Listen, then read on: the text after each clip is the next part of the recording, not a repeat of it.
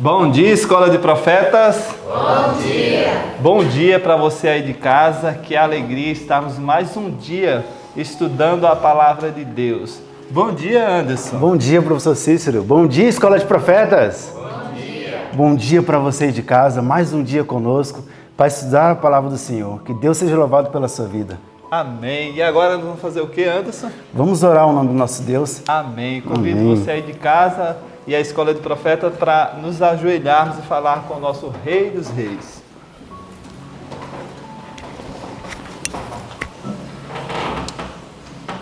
Santo Deus Todo-Poderoso, é no nome de Jesus Cristo que nós queremos começar este dia prostrado a Ti, Senhor. Pois toda honra e toda glória seja dado a Ti, pois Tu és o nosso Deus. Queremos entregar nossa vida em Tuas mãos. Pedimos ao Senhor, em nome de Jesus, perdoa nossos pecados e nos dá do Teu Santo Espírito, Senhor, pois Ele é o nosso professor.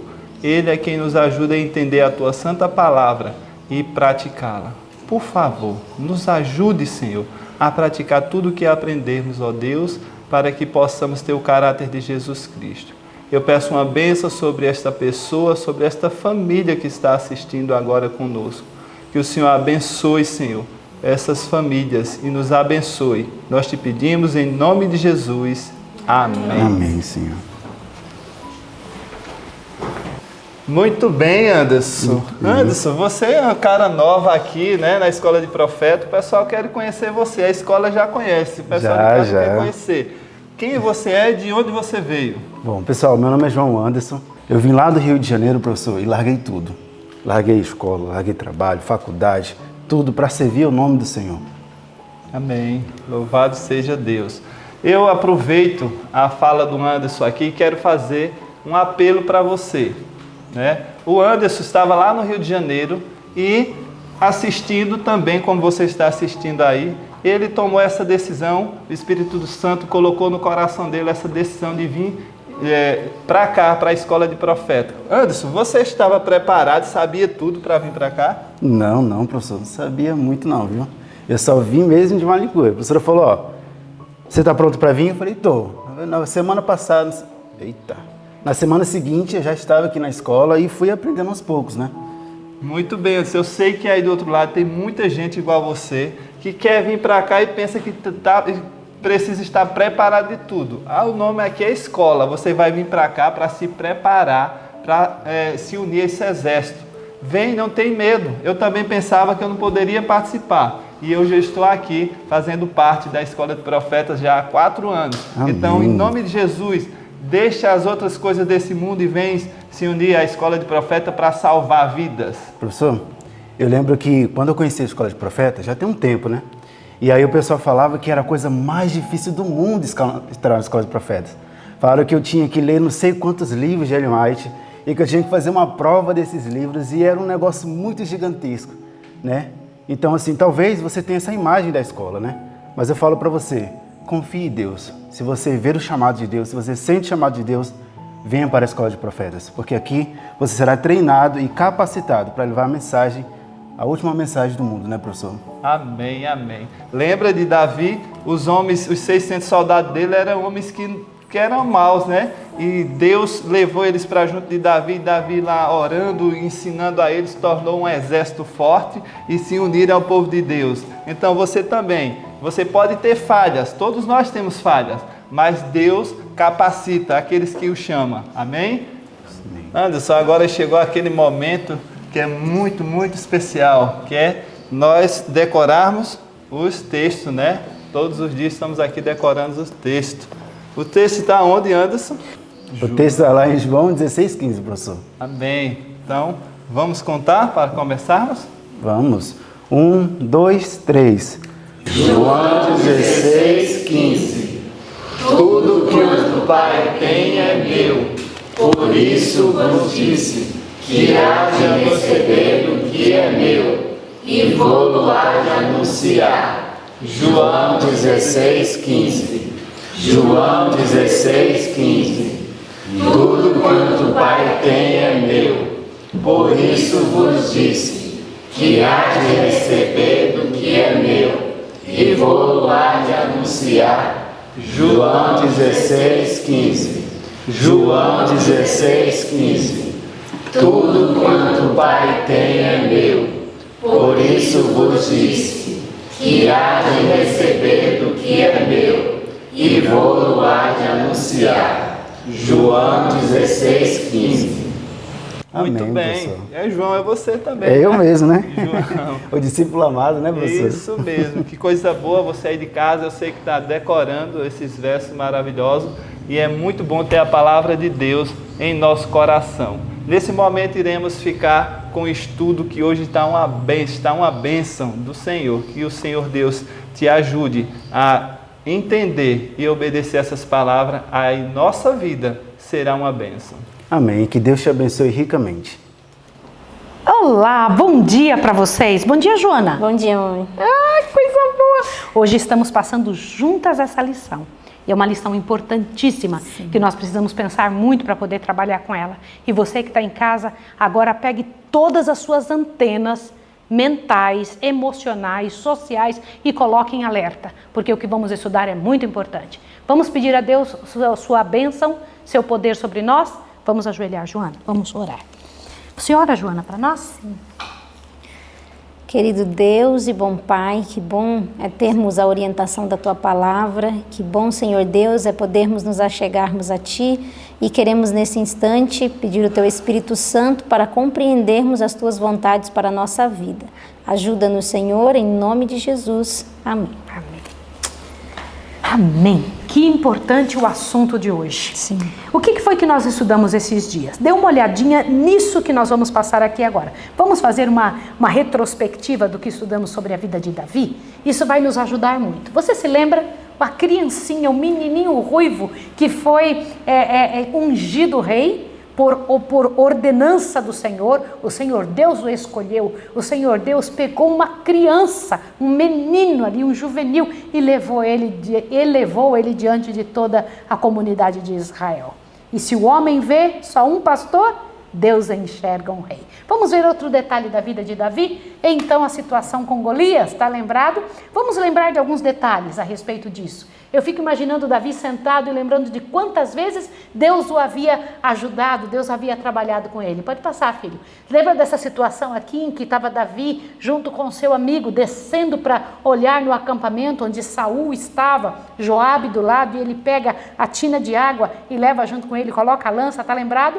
Outra ocasião interessante foi quando ele estava dentro da caverna de Adulão e ali então havia entrado o rei. Lembra, eu também expliquei isso para vocês, ele cortou a orla do manto do rei. Outro detalhe interessante da vida dele, levando a arca para dentro de Jerusalém, depois que ele já tinha se tornado rei. Outro detalhe interessante foi quando Abigail veio. Lembra dessa história?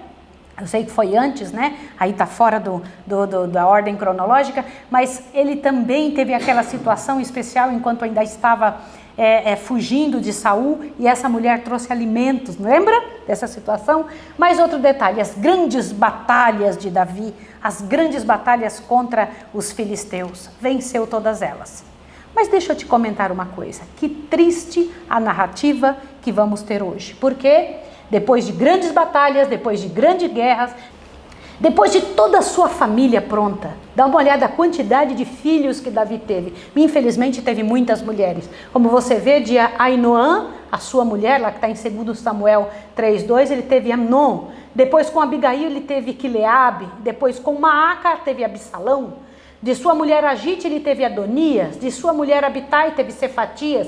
De Eglá ele teve Itreão. De sua mulher Betseba, ele teve Samna, teve Sobabe, Natã, Salomão. Dá uma olhada que coisa interessante, né? De Mical, filha de Saul, você sabe o que aconteceu com ela? Lembra que foi o que nós comentamos ontem pela manhã? Ontem pela manhã eu comentei com você a situação terrível de Mical, que ela afrontou aquele que estava a serviço do Deus eterno, que naquele momento era Davi, né? Se tornou estéril, nunca mais pôde ter filhos, se tornou separada, até ela não pôde mais continuar sendo esposa de Davi.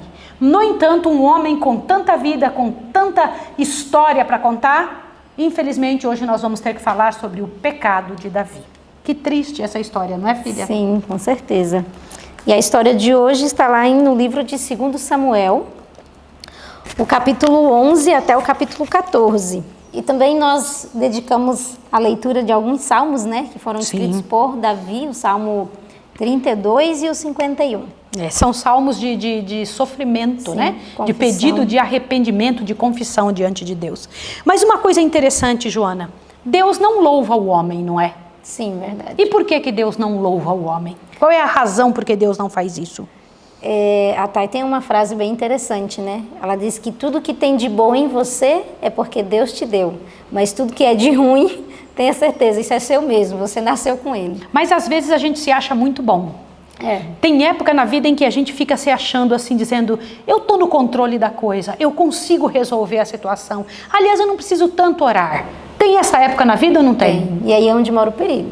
E o Senhor Deus diz que é nesta época que certamente o homem cairá. Peraí, quando? Quando se acha que está no controle, que não precisa orar tanto. Vou dar uma sugestão para você. Você quer ver se você está perto de cair?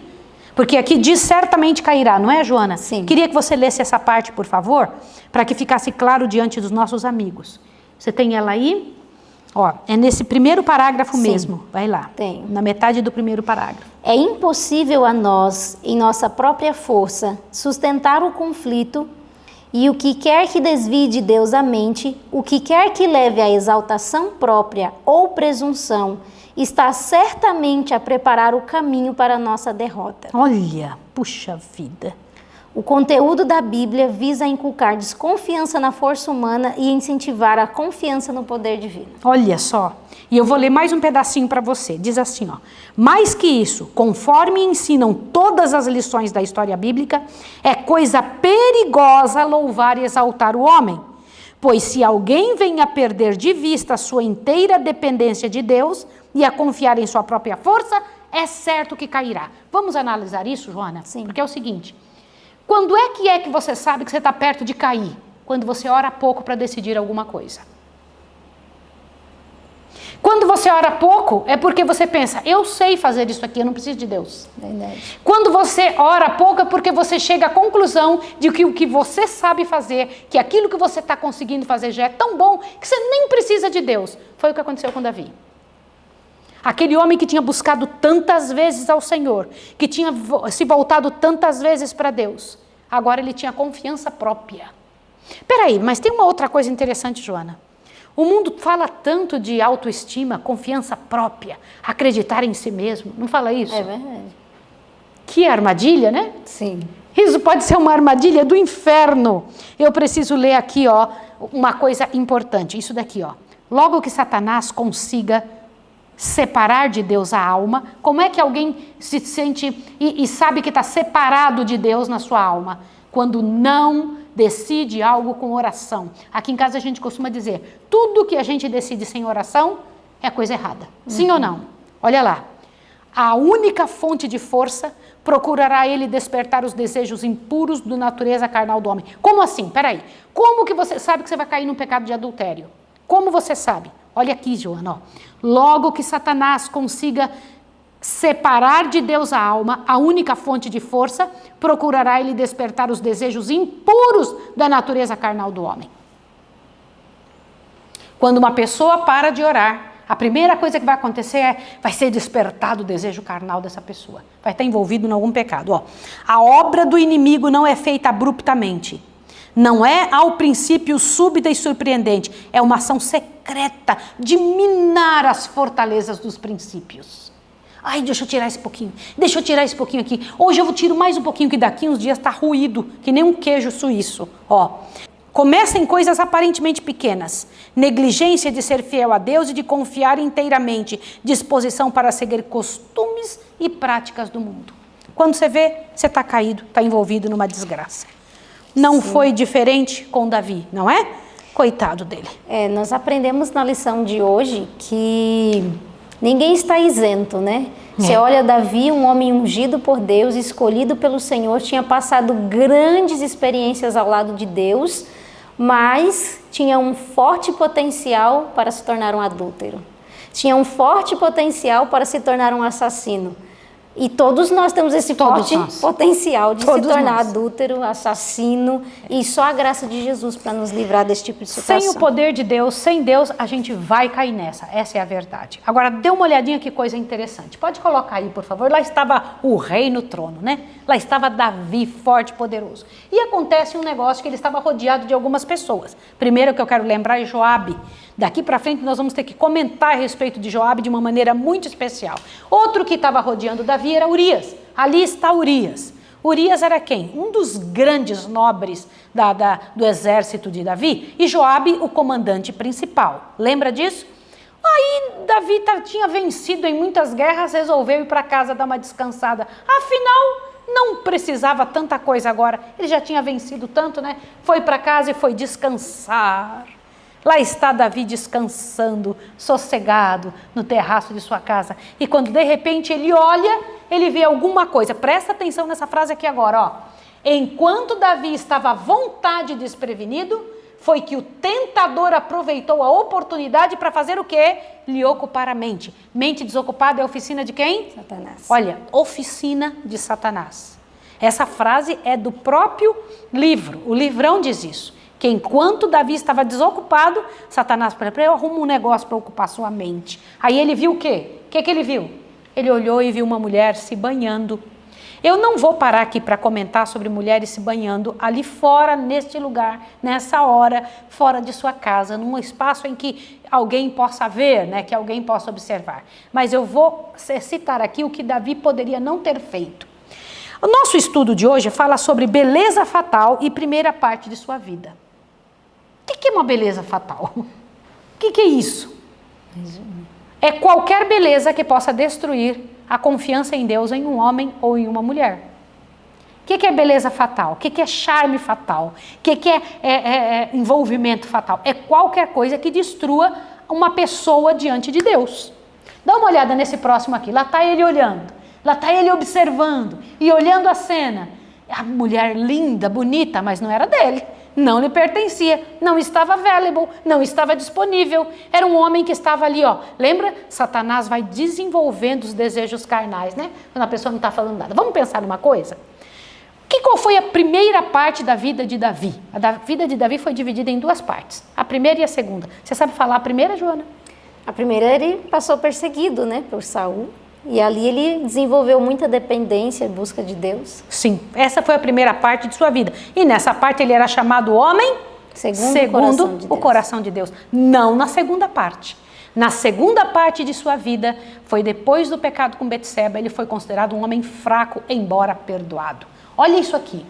O que significa a primeira parte de sua vida? A gente acabou de falar. O que é beleza fatal? Explicamos também. O que mais? Ninguém pode prever qual seria o resultado se o crime fosse conhecido. Ele teve uma desonra maior do que a morte. Vocês podem imaginar que frase é essa? Desonra maior do que a morte. Olha que situação, porque nunca mais Davi saiu dessa situação. Aquele que tinha tramado a derrota de Saul estava agora tramando a derrota de Davi. Se você soubesse que neste momento Satanás está tramando, o que é tramar? Envolver os pauzinhos aqui e acolá. Fica procurando um jeito de estraçalhar a vida. Se você soubesse que isso estivesse acontecendo, você faria o quê? Ia cuidar das entradas da alma? Ia cuidar do que você está fazendo, que às vezes pensa, eu estou no controle, não tem problema nenhum. Olha que miséria. E lá estava Davi envolvido com uma mulher que não era sua. Quando ele tem um envolvimento com ela, ela vem e diz, estou grávida. Quando ela diz que estou grávida, qual foi a posição dele, Joana? Agora eu tenho que dar um jeito, né?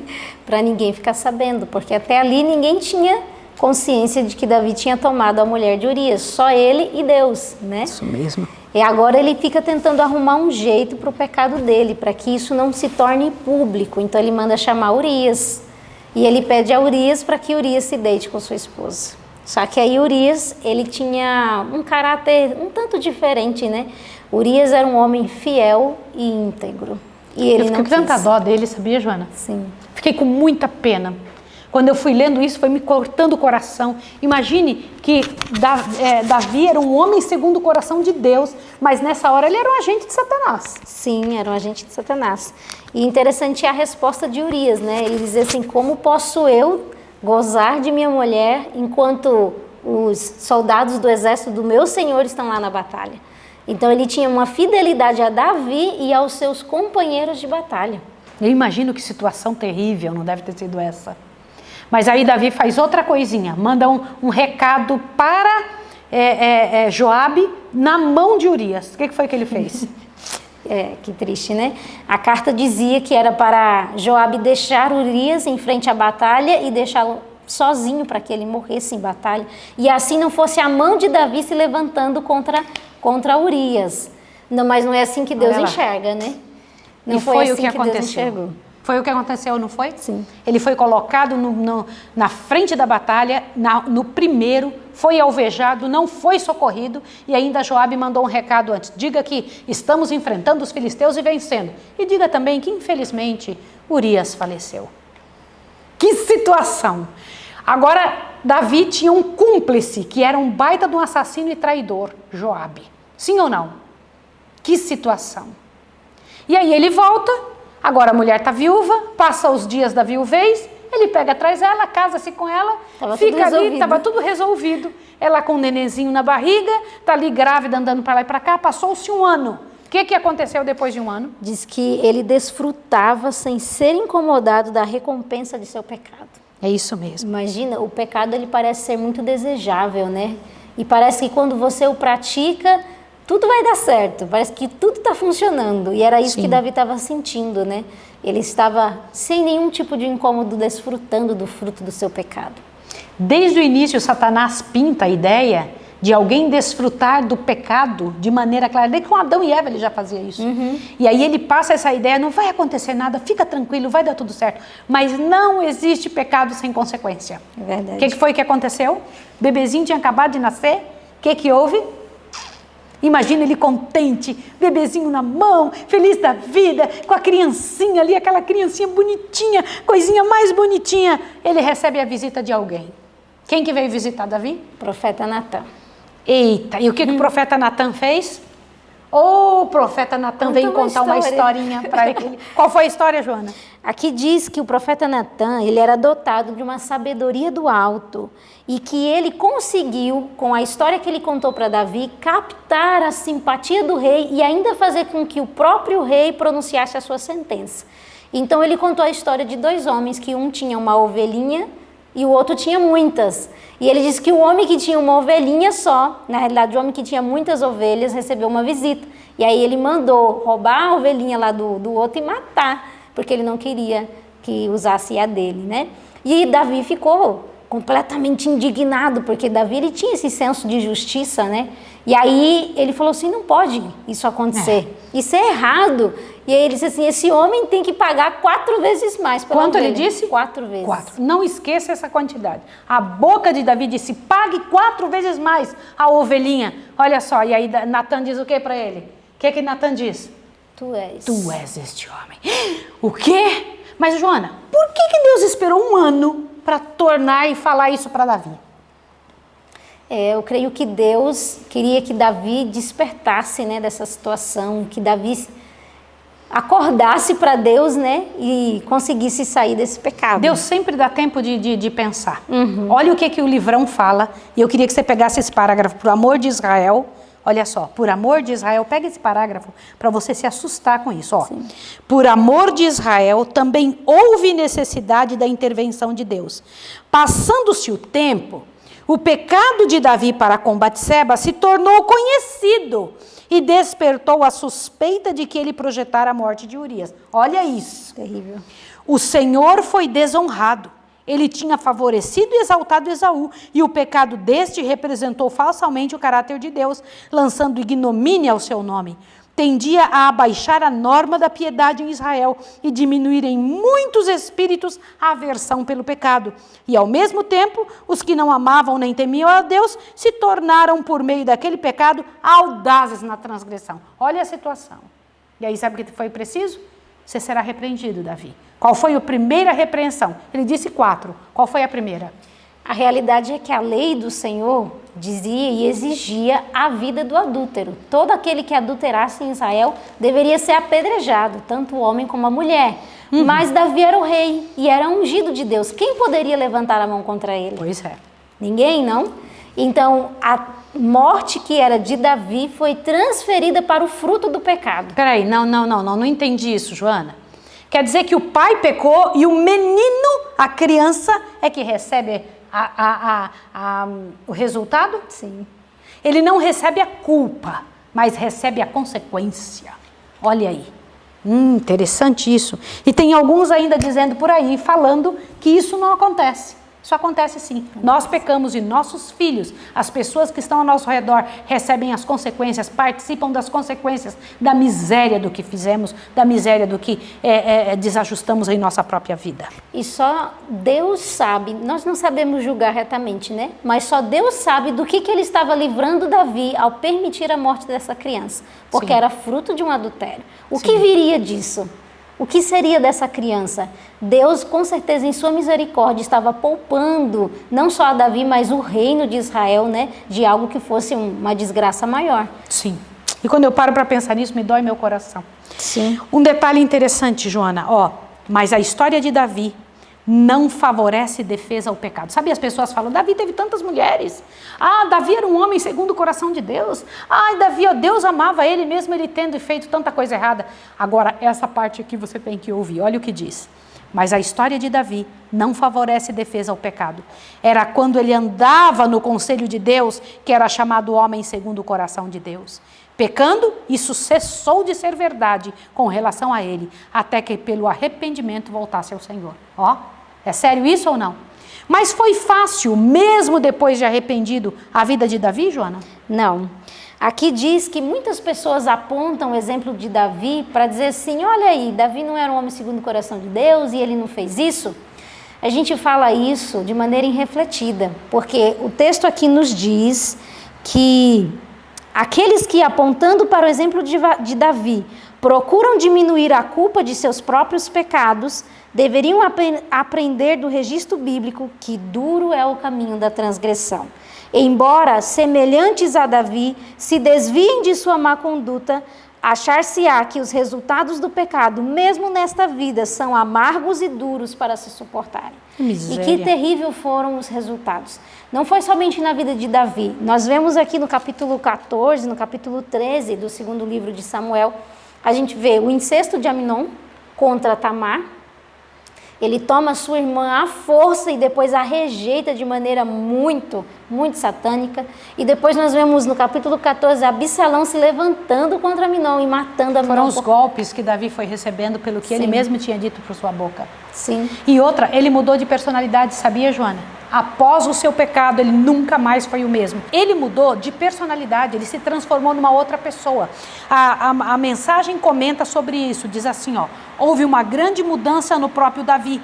Ele ficou quebrantado em espírito pela consequência de seu pecado e de seus resultados que teriam grande alcance. Sentiu-se humilhado aos olhos de seu súdito.